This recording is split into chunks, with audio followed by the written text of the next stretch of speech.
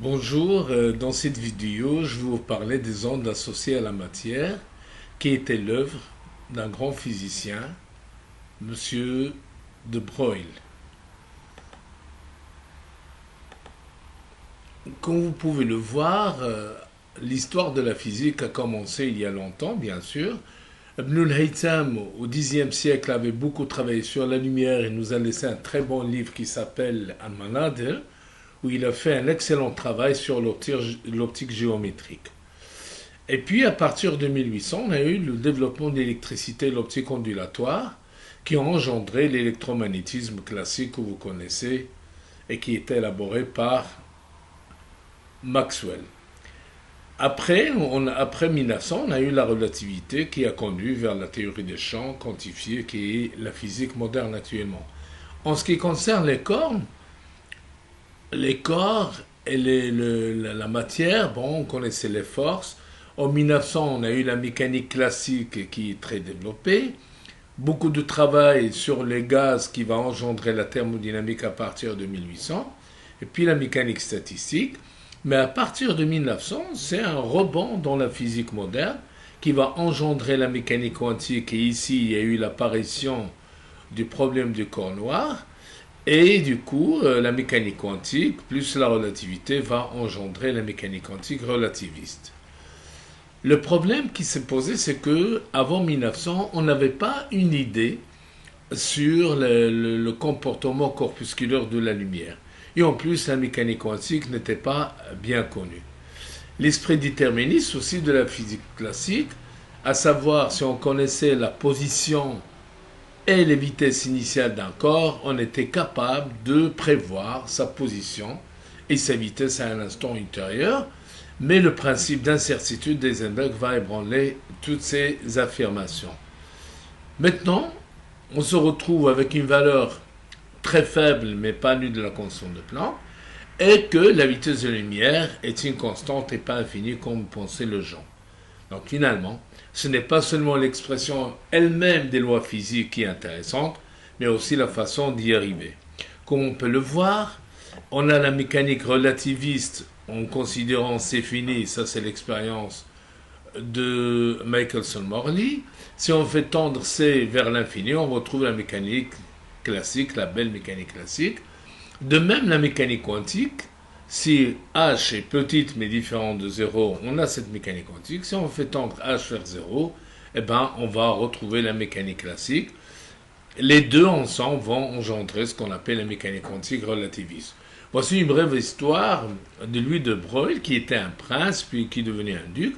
C'est quelqu'un qui a d'abord fait une licence en histoire à l'âge de 18 ans à peu près, et puis pour devenir une grosse thèse scientifique, il s'est inscrit en physique. Je pense qu'il a fait une licence en 2 ans.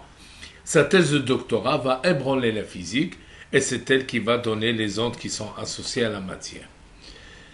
Quelques dates importantes. En octobre 1900, on avait une expression empirique de la densité monochromatique du rayonnement d'un corps noir.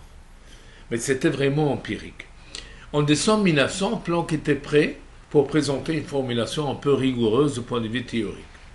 Pourquoi? Parce que les gens avant lui ont trouvé le comportement asymptotique quand la fréquence normalisée à la température tendait vers zéro, ou bien asymptotiquement vers les hautes fréquences, on a ce comportement-là.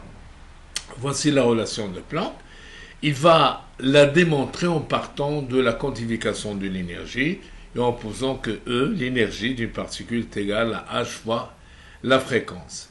Bien sûr, ce comportement quantique n'était pas admis, il y a beaucoup de gens qui l'ont refusé, mais en 1905, il y avait le problème de l'effet photoélectrique qui va être résolu en faisant associer à l'onde qui était la lumière un corpuscule qu'on appellera plus tard le photon. Et ça, la fameuse équation d'Einstein de 1905, c'est que l'énergie des photoélectrons, l'énergie cinétique maximum, c'est l'énergie de l'onde h nu moins le travail d'extraction qui dépend du métal et de sa surface. Cette affirmation a ébranlé beaucoup de physiciens, et je citerai Millikan, qui va passer 10 ans de sa vie à vérifier cette fameuse équation d'Einstein, et en 1915, il était obligé d'admettre sa vérification expérimentale, sans ambiguïté, même si cette équation n'était pas raisonnable. Un autre atout pour le travail d'Einstein sur l'effet photoélectrique, c'est que la quantification d'énergie va donner la chaleur spécifique des solides qui est égale à cette formulation-là en prenant l'énergie intermoyenne à partir de la relation de Planck, et cela va être tout à fait en accord avec l'expérience, sauf à des très basses températures, contrairement aux théories plus anciennes qui stipulaient que la chaleur spécifique des solides était constante, est égale à peu près à 8. Lui, de Broglie, qu'est-ce qu'il va faire? En 1924, il va proposer un comportement ondulatoire de la matière. En fait, il va faire le cheminement inverse d'Einstein. Lui, il avait prévu ça seulement pour les photons, c'est-à-dire les particules qui ont une masse au repos qui est égale à 0, mais là, il va l'apporter à n'importe quelle particule de masse m donnée, relativiste ou pas relativiste. Qu'est-ce qu'il fait? Eh bien, pour chaque particule, il va associer une onde dont la longueur d'onde est égale à la constante de Planck divisée par sa quantité de mouvement. En plus, la particule va avoir une énergie, d'accord, qui est égale à h bar, la constante de Planck réduite qui est égale à h sur 2pi, multipliée par la pulsation oméga. Et l'onde qui va associer à la particule, pour une particule libre, c'est tout simplement une onde qui a une amplitude et l'exponentielle complexe de moins i, oméga t moins kx. Kx ici, c'est tout simplement le produit scalaire du vecteur d'onde et de la position x si la propagation se fait dans une direction x. Finalement, on peut dire que la particule avec une quantité de mouvement mv va être égale à h bar, la constante de Planck réduite, multipliée par le nombre d'ondes. Voici une expérience qui va parler des interférences des électrons à travers le fond. On voit très bien la figure d'interférence. Et je rappelle que De Broglie, quand il a présenté sa thèse, son directeur de thèse va lui poser la question: est-ce que vous avez une idée sur les expériences ou dans la nature de ces ondes hypothétiques? Eh bien, De Broglie va répondre d'une manière spontanée: oui, la diffraction des électrons sur un cristal, c'est ce qui viendra plus tard. Je voudrais ici vous donner quelques ordres de grandeur des longueurs d'onde de De Broglie. J'ai pris ici l'électron, par exemple. Pour une énergie d'un électron-volt, il a une longueur d'onde de 12,27 angstrom, et c'est très très bien valable pour faire des diffractions sur un cristal. Pour le neutron, puisqu'il est plus lourd, il aura, pour une énergie par exemple de 20 milliélectronvolts, une longueur d'onde de 2 angstrom à peu près. C'est bon aussi pour la diffraction par un cristal. C'est des expériences qui ont été faites et qui trouvent beaucoup d'applications dans la technologie moderne, la détection des nappes phréatiques, etc. Pour le proton, d'une énergie d'un mètre, on a à peu près 28 fois 10 puissance moins 5 angstrom. C'est la diffraction par un cristal, mais là on voit que plus la particule est lourde, plus la longueur d'onde de De Broglie est petite. Pour l'hélium, qui est très connu, les particules alpha par exemple, pour une énergie de 20 milliélectronvolts, on a à peu près une longueur d'onde de 1 angstrom, aussi c'est pour la diffraction d'un cristal. J'ai pris exprès la fullerène C60, la molécule C60, composée de 60 atomes de carbone, c'est récent. Eh bien, pour 0,15 électronvolts, on a 2 centièmes d'angstrom comme longueur d'onde de De Broglie, et ça c'est très bien pour faire la diffraction sur un réseau. Bon, les ordres de grandeur de 50 nanomètres d'ouverture et 100 nanomètres d'espacement.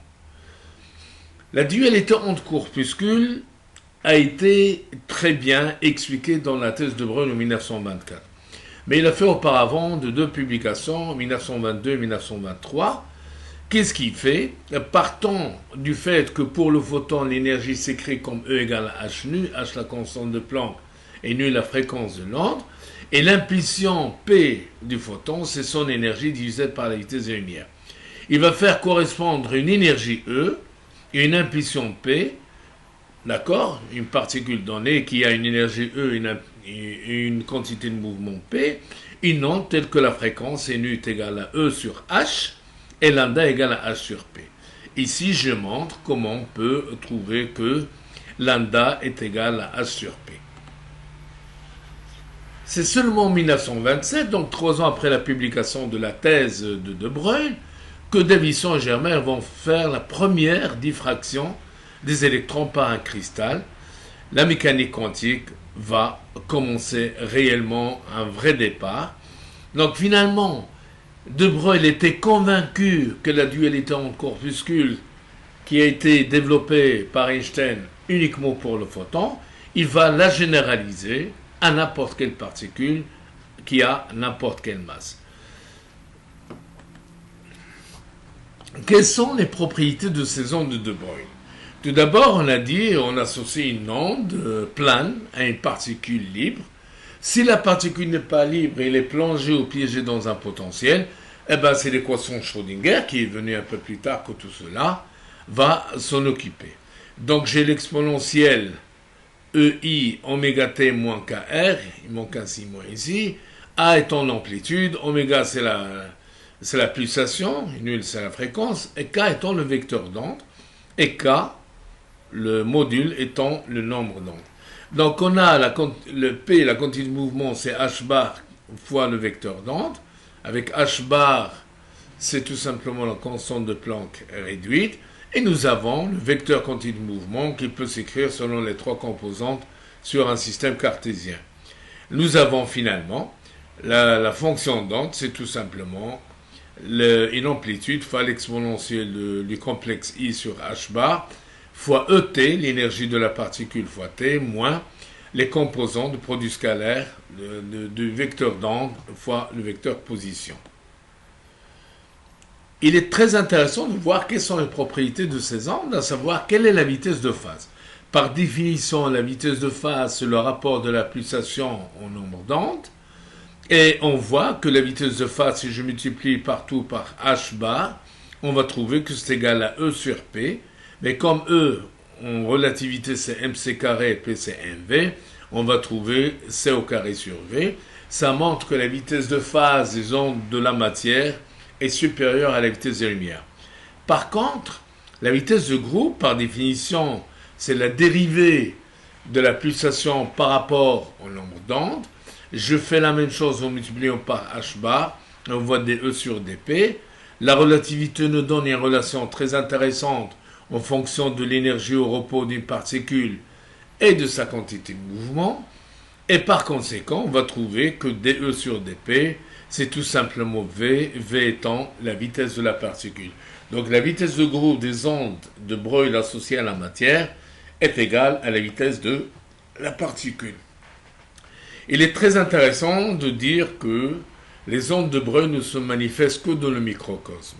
Si je prends les électrons, les protons, les neutrons et les particules subnucléaires, on a des longueurs d'onde qui sont mesurables. Par contre, si on prend une petite bille de quelques grammes, on aura une longueur d'onde de Broglie de l'ordre de 10 puissance moins 32 mètres, et ça, c'est une longueur d'onde quasiment inobservable.